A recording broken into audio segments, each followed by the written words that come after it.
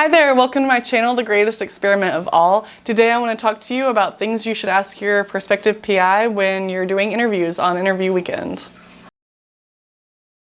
Alright, so you guys, I created this list when I was given advice as an undergrad applying to graduate schools that I needed to sit down and really think about things that are important to me and for a graduate school program, and to make a list of questions that I wanted answered. And I decided to share this list with you guys. I kept it from all those years ago, 2 years ago. And I thought it could help you all now that interview season is among us and recruitment weekends are coming up.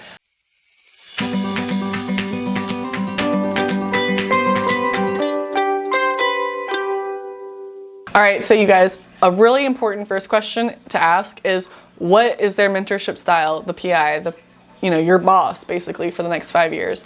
And if they're like, oh, I do this, this, this, and this, I'm this way, I expect this, that is super great for you because you know that they are going to have certain things they expect from you. For instance, in our program, the toxicology program at NC State, there's one PI that's like, I need to see you here at 9 a.m. and 5 p.m. and I'm going to poke my head in and see you visually. And that's something really good to know, really kind of important to know up front, because if that already doesn't match with what you want in a mentor, then bye, Also, something you can ask is whether or not they plan to stay at the university for the next 5 or so years, however long it takes people to graduate usually from that program.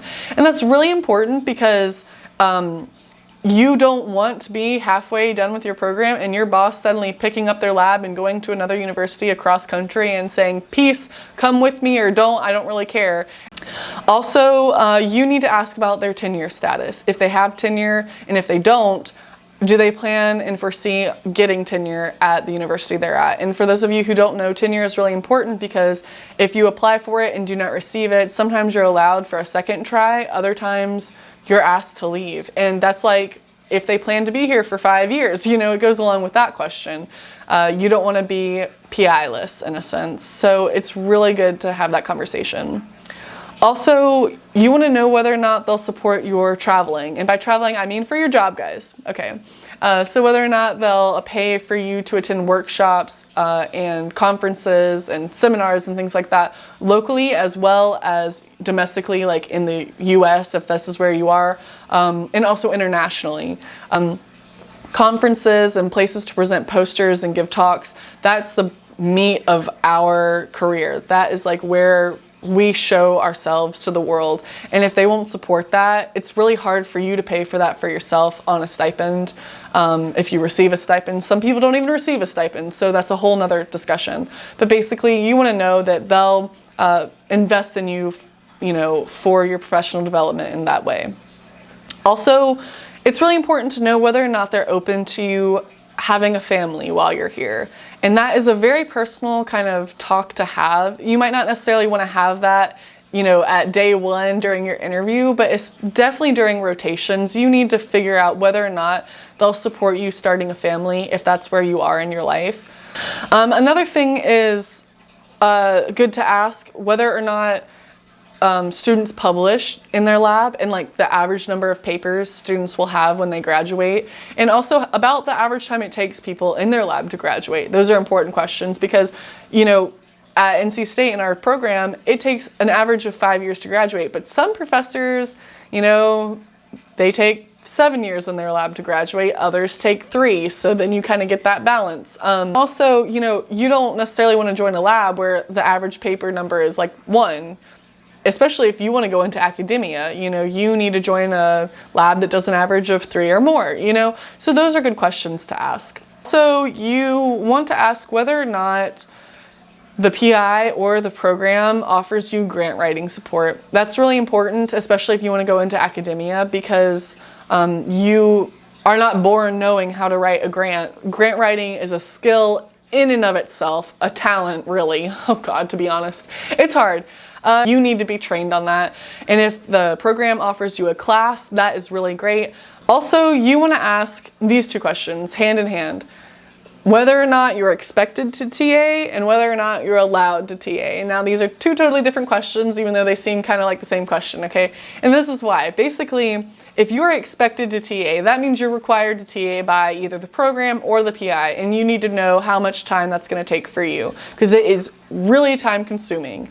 The whole allowed to TA is not asking whether or not, you know, you're required. It's asking, because you're not required, will they let you? And that is huge, because if they say no, they're not going to let you TA, but yet you want to be a professor, you aren't born knowing how to teach, and you need to have that professional development. And if they're like, we're not going to support that, this lab doesn't support TA, even for like a semester or a year, which is relatively small amount of time in the whole grand scheme of things, that kind of tells you, okay, well, that's important to me, it's not important to you. I don't want to be in a situation where, you know, something this huge in my life is not supported by my PI. That's a fight you don't want to have later on. So it's really important to consider that. Also, a sticky question to ask is about grant funding, or just like funding in general for the PI. And it can be sticky because in our culture, we're kind of taught not to talk about money, but it's really critical that you look out for number one, and that is yourself. And it's important because you don't want to be in a lab that either doesn't, you don't want to like join a lab and be recruited into a lab that doesn't have money, and then suddenly they shut down right when you start, and you know, you don't have a lab. And also you don't want to be like halfway through and suddenly the lab shuts down because they run out of funding. Like, you need to know, do they have money for you for the next 5 to 7 to whatever, however many years, you know, however long is the average for your program.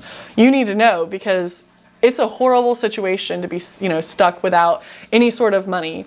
And it's a stress that you don't need added to you. Graduate school, I have said time and again, is hard enough, and it's not on you to stress about money. And it will be on you to stress about money just because you're like, oh my God, my future is in jeopardy, you know, if your PI suddenly runs out. So even though it's a hard question, it's very, very important, and please don't shy away from that question. The kind of like last big question I can think of for you to ask is kind of like their vision for you in their lab, potentially. And by that, I mean kind of what projects, what little linear progression of projects do they foresee for you to work on?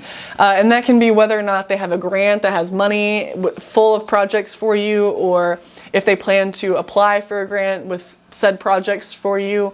Or it could just be like where they see their lab going in the next few years project-wise. It's very important that you kind of have an idea of the things you'll be working on day-to-day in their lab.